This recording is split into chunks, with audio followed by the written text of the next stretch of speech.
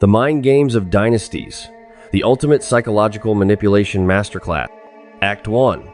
The Intro, the Empire of the Mind, and the Game of Thrones. Whenever we discuss the concept of psychological manipulation today, our modern minds immediately gravitate toward highly familiar Western terminology. Modern audiences have been completely oversaturated with buzzwords like gaslighting, narcissistic supply, and toxic love bombing in contemporary relationships. We comfortably operate under the arrogant delusion that modern humans, armed with social media and behavioral psychology degrees, somehow invented the dark art of brainwashing. But the terrifying, unfiltered truth is that if you take the most toxic partners, the most cunning internet scammers, or modern financial fraudsters, and drop them into the peak eras of Eastern dynasties, specifically ancient China, they would look like absolute, pathetic amateurs. Why? Because thousands of years before the modern era, brilliant Eastern strategists, eunuchs, and ruthless emperors did not use psychological manipulation to steal a few extra bucks or emotionally manipulate a naive romantic partner. They weaponized the human psyche to ruthlessly execute the greatest warlord. They utilized mental dominance to completely break the fighting spirit of massive armies containing tens of thousands of men, and they wiped entire powerful kingdoms off the geopolitical map without ever drawing a single sword from its scabbard. To them, psychological manipulation was not a petty parlor trick. It was a macro-level military strategy, the ultimate survival tool, and humanity's very first weapon of mass destruction. Today, we are cracking open the absolute darkest playbook in recorded human history. We are going to meticulously dissect the most brilliant yet unbelievably diabolical masterminds to see exactly how they hack directly into the nervous systems and cognitive source codes of their enemy. There is no loud gunpowder here, no graphic, bloody battlefield scenes, only the complete, silent, and total collapse of the human mind. Welcome to the absolute peak of psychological manipulation. Act 2. Pointing at a deer and calling it a horse, the deadliest loyalty test in history. To kick things off, let us deeply analyze the absolute pinnacle of reality distortion and cognitive reshaping. Today, bending reality usually implies someone lying to your face so aggressively that you start to question your own fragile memory. But during the Qin dynasty, specifically under the reign of Emperor Qin Ershi, a powerful eunuch named Zhao Gaos elevated this manipulative technique to a level of unimaginable totalitarian cruelty. This historical strategy is infamously recorded in the archives as pointing at a deer and calling it a horse. The political atmosphere in the imperial court was incredibly tense, essentially a powder keg waiting to explode. Zhao Gaos had used countless dirty tactics to essentially monopolize all supreme power, but deep down, he was chronically paranoid. He constantly feared that high-ranking loyalist ministers were secretly plotting a coup to overthrow him. If Zhao Gaos were just a basic, mediocre tyrant, he would have simply sent assassins in the dead of night to execute them one by one. But Zhao Gaos was a manipulation grandmaster.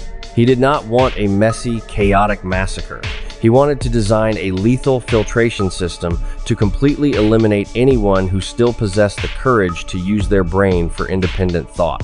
During a standard morning court assembly, Zhao Gaos casually walked a live deer right into the center of the Grand Imperial Hall.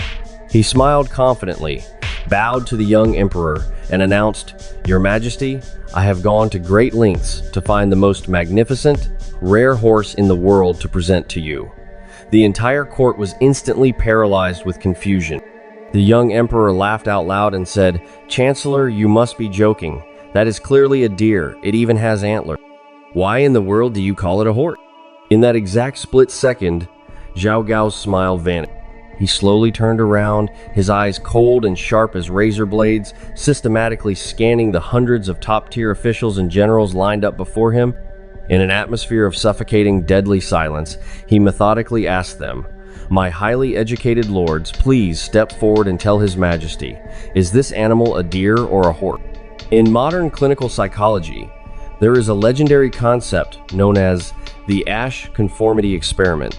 This experiment empirically proves that human beings have a massive biological tendency to abandon their own accurate perception and conform to the majority simply because our brains are terrified of social isolation. But Zhao Gao's twisted trap was infinitely more brutal than any 20th century laboratory test. At this moment, A violent war was raging inside the skulls of these officials. Their prefrontal cortex, the logical, rational center of their brain, was screaming red alerts that the animal was undeniably a deer. But their amygdala, the tiny almond-shaped organ responsible for processing raw fear and survival instincts, was heavily hijacked, pumping massive amounts of the stress hormone cortisol directly into their blood. Because standing before them was not a harmless biology pop quiz, standing before them was the Grim Reaper holding a sight. The honest, righteous officials, the ones who rigidly clung to objective reality, bravely stepped forward and declared it was a deer. Congratulations to them, they maintained their personal integrity. But that very night, Zhao Gaos silently wrote their names in his black book. Within days, those brave men were ambushed, and their entire bloodlines were completely eradicated, wiped off the face of the earth. The remaining officials, either paralyzed by pure terror or driven by cowardly political greed, gritted their teeth, sweated profusely, pointed at the obvious deer, and loudly proclaimed it was a horse. The absolute, bone-chilling savagery of Zhao Gao lies in the fact that he did not just eliminate his political enemies. He completely shattered the self-respect, the humanity, and the cognitive integrity of the survivors. When you forcefully coerce highly educated grown adults into denying the blatant physical reality right in front of their eyes to validate the most absurd lie on the planet, you essentially castrate their soul. You prove to the entire empire a cold-blooded truth. Truth does not reside in what your eyes see or in scientific evidence. Truth eternally belongs to whoever holds the power. This is macro-level gaslighting, turning the highest governing body of a nation into a flock of deeply traumatized, brainwashed sheep. Act 3. The order to extend grace. Weaponizing greed and institutionalizing family trauma. Now, let us fast forward the wheel of history to the golden age of the Han Dynasty to witness another unbelievably sophisticated and sharp manipulation tactic. This is the art of weaponizing human nature, engineered by the brilliant Emperor Wu of Han. In historical strategic records, this devastating psychological strike is known as the Tui En Ling, or the order to extend grace. It was a psychological attack aimed directly at the most primal, toxic human instincts: raw jealousy and bottomless greed. At that specific time, Emperor Wu was facing a massive existential crisis. The empire was heavily fractured by numerous vassal kings. These regional lords were members of the royal family who were granted massive territories to rule. They controlled their own private military forces, collected their own taxes, and were obscenely wealthy. Essentially, they were ticking time bombs posing a direct, lethal threat to the central emperor's throne. If Emperor Wu decided to go all in, declaring war and marching his army to crush them, he would definitely go down in history as a ruthless tyrant murdering his own royal blood. More importantly, it would undoubtedly spark a catastrophic, bloody civil war that would devastate the nation. He needed a much smarter method to annihilate their power from the root, while somehow manipulating them into bowing down and crying tears of gratitude. And this is the exact moment the genius of a systemic manipulation mastermind truly shines. Emperor Wu passed a seemingly benevolent progressive imperial decree called the Order to Extend Grace. The decree stated the following: since ancient times, when a vassal king passed away, his massive territory and wealth were inherited exclusively by his eldest son. This is deeply unfair. From this day forward, to demonstrate the boundless love and grace of the emperor, every single son of a vassal king, from the main wife to the concubines, has the legal right to inherit a slice of their father's land to establish their own domain. On the surface, this sounded like a beautiful policy dripping with love, human rights, and family equality. But analyzed through the lens of behavioral psychology, this was a highly toxic, sugar-coated cyanide pill, a devastating attack from the inside out. Emperor Wu flawlessly understood and weaponized the latent jealousy naturally brewing inside every polygamous royal household. Before this decree, the younger brothers knew they had no legal inheritance rights, so they swallowed their pride and submitted to their eldest brother. But now, backed by the Supreme Emperor's protection, the reward system in the brains of these younger siblings went into overdrive. Dopamine exploded as they craved power and wealth. They aggressively turned on each other, demanding that their father's grand territory be chopped into pieces. If the eldest son realized the trap and firmly refused to share the land, he instantly became the mortal enemy of his own flesh and blood. Simultaneously, he committed treason by defying the profound kindness of the emperor. Without anyone launching a physical attack, the royal families organically plunged into vicious, brother-against-brother civil war. The once massive, unified territories were rapidly chopped into dozens, then hundreds of tiny, fragmented pieces. Fast forward just a generation or two, and those once terrifyingly powerful vassal kings were reduced to ruling over tiny, impoverished villages. They lacked the financial resources to afford a private army, and obviously had to obediently pay taxes to the central government just like regular magistrates. Emperor Wu did not waste a single arrow or shed a single drop of his soldiers' blood. He simply sat comfortably on his golden throne, smiling as his powerful enemies tore each other to shreds over pure greed. Peak psychological manipulation is not about directly attacking your opponent. Peak psychological manipulation is when you design a rigged game where the opponent single-handedly destroys their own empire, all while shouting, "Long live the Emperor," to thank you for the privilege. Act 4. Sleeping on brushwood and tasting gall. Weaponizing submission to hack. The narcissist. Next, we are diving deep into one of the most prolonged and gruesome psychological manipulation operations in history, an absolute masterclass in controlling the ego of your enemy. This is the story of King Goujian of Yue and his psychological destruction of King Fuchai of Wu. In clinical psychology, this represents the art of manipulating a narcissist by continuously feeding them unlimited narcissistic supply until their psychological defenses completely collapse. The saga begins when the state of Yue was utterly crushed by the state of Wu. King Goujian lost his kingdom, was captured as a prisoner of war, and was forced to travel to Wu to serve as a literal slave for King Fuchai. For a ruling monarch, this was the ultimate humiliation, a spiritual death sentence. Fuchai was a textbook, grandiose narcissist. He was incredibly arrogant, addicted to flattery, and constantly needed to assert his absolute dominance. If Goujian showed even a hint of resistance or maintained a shred of royal dignity, he would have been executed on the spot. Therefore, Goujian opted for an incredibly brutal reverse psychological strategy against himself. He actively stripped away his entire ego to hyperinflate Fuchai's ego. Goujian and his wife cleaned stables, shoveled horse manure, wore filthy rags, and constantly groveled, referring to Fuchai as their master. But the absolute peak of this manipulation, the ultimate trap that completely captured Fuchai's mind, occurred on a day when Fuchai fell severely ill. Goujian performed an act that disgusted the entire Wu royal court but deeply moved Fuchai to his core. Goujian voluntarily tasted Fuchai's feces and then joyfully reported, "My lord's stool tastes bitter and sour, which according to medicine means the illness is past. Please do not worry. Let us analyze the chemical reaction inside Fuchai's brain at that exact moment."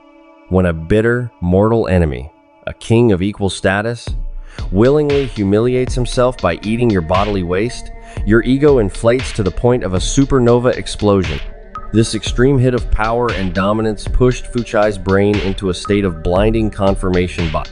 He absolutely believed that Goujian had been completely broken and domesticated into a loyal dog. He released Goujian back to his home country. But that was only step one of a macro manipulation plan. Upon returning home, Goujian launched a biological attack on Fuchai's dopamine system from afar. He selected an impossibly beautiful woman named Shi, trained her in the master arts of seduction, and gifted her to Fuchai. This was pure biological warfare. Shi did not carry hidden daggers, she carried weapons of pure pleasure. By drowning Fuchai in extreme sexual and sensory indulgence day after day, Goujian completely burned out the dopamine receptors in Fuchai's brain. A narcissist who becomes heavily addicted to sensory pleasure completely loses his capacity for strategic thinking and battlefield sharp. Fuchai neglected state affairs, executed his most loyal generals, and single-handedly dismantled the defense systems of his own kingdom. Meanwhile, back home, Goujian slept on prickly brushwood and tasted bitter gall every single night to ensure his nervous system remained in a state of hypervigilance and burning rage. 10 years later, when Goujian finally marched his army back into Wu, the kingdom was already a hollow shell rotting from the inside. Fuchai committed suicide in absolute disgrace. The terrifying greatness of Goujian lies in his realization that the fastest way to destroy an arrogant man is not to stab him, but to kneel, praise him, and fatten his ego until it becomes so massive that it crushes his own intellect. Act 5. The empty city strategy, the deafening noise of silence and chronic overthinking. Finally, it would be a massive, unforgivable disrespect to the history of Eastern psychological warfare to ignore the legendary empty city strategy executed by Zhuge Liang during the Three Kingdoms period. This was not merely a clever military bluff. This was a flawless clinical case study on induced paranoia, confirmation bias, and massive cognitive overload. The tactical situation was utterly, hopelessly grim. Zhuge Liang was completely trapped inside a tiny, dilapidated fortress called Xicheng, with only a few thousand elderly soldiers and civil bureaucrats. Meanwhile, Sima Yi, his absolute greatest arch-rival, was aggressively marching toward him with a terrifyingly elite army of 150,000 men, moving like a tidal wave. In a direct physical clash based on standard military doctrine, Zhuge Liang's tiny force would be pulverized into pig feed in less than 30 minutes. Standing at death's door, Zhuge Liang had absolutely zero chill. He did not panic. He knew he had no possible way to defeat 150,000 swords with sheer physical force. But he knew he could absolutely dismantle Sima Yi by hacking directly into his brain. Zhuge Liang immediately ordered his men to throw all 4 fortress gates wide open. He positioned a few elderly soldiers disguised as regular civilians to casually sweep the dust near the entrance. Then, he put on a ceremonial Taoist cloak, took a traditional stringed instrument, and slowly walked up to the highest watchtower of the fortress wall. He sat down, lit some incense, and casually started playing music. When Sima Yi arrived with his massive army, this bizarre, surreal, and incredibly peaceful scene hit his visual cortex like a physical blow. In cognitive neuroscience, the phenomenon violently crashing through Sima Yi's brain in that exact second is called massive cognitive overload. The human brain is heavily programmed to constantly seek safety by recognizing familiar patterns and historical data. When the incoming physical reality violently contradicts established expectations, the central nervous system freezes in a state of temporary shock. Sima Yi knew for an absolute fact that Zhuge Liang was extremely cautious his entire life and never took reckless gambles or played roulette. That bizarre relaxation, that soothing music, completely violated everything Sima Yi knew about his opponent's personality. Instantly, confirmation bias aggressively hijacked Sima Yi's entire thought process. He desperately rationalized to himself, there is absolutely no way a tactical genius like Kong Ming would leave himself completely exposed like an idiot. He must have tens of thousands of elite troops heavily camouflaged in an ambush inside. If I foolishly charge in, my entire army will be logged out of the server immediately. Sima Yi spiraled into severe chronic overthinking.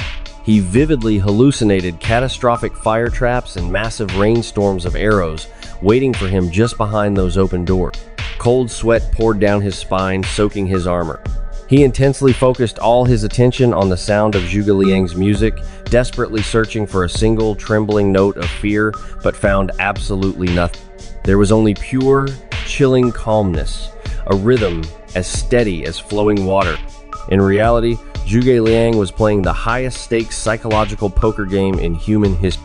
He essentially weaponized Sima Yi's own superior intelligence, paranoia, and chronic overthinking against him to paralyze his act. The absolute dead silence of the empty city created a massive deafening noise inside the opponent's head. Sima Yi gaslit himself into such a profound state of terror that he frantically ordered his 150,000 troops to retreat and run for their lives. With nothing but a wooden instrument and the smell of incense, Zhuge Liang completely hijacked his enemy's mind.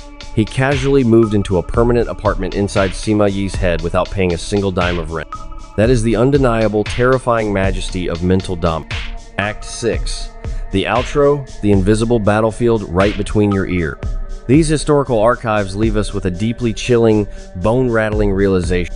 Over thousands of years, technology may advance, humanity may invent firearms, ballistic missiles, or nuclear bombs, but the most dangerous, perfect weapon of mass destruction remains eternally unchanged. The most devastating weapon is a profound understanding of the vulnerabilities embedded inside the human cognitive operating. Zhao Gaos weaponized raw fear to completely bend objective reality. Emperor Wus weaponized greed to shatter unbreakable alliances from the inside out. Goujian weaponized submission to burn down the ego of his enemy. And Zhuge Liang weaponized silence to trigger the self-destruct mechanism of his rival's paranoia. Their terrifying core commonality is that they all possess the source code to the human brain. So, in our modern, fast-paced society, whenever you feel cornered, aggressively pressured, brainwashed by information, or scammed by beautiful promises, take a deep breath and slow down. Remember these Eastern manipulation grandmasters and realize a brutal truth. The fiercest battlefield and the most inescapable prison in the world is always located right between your own two ears.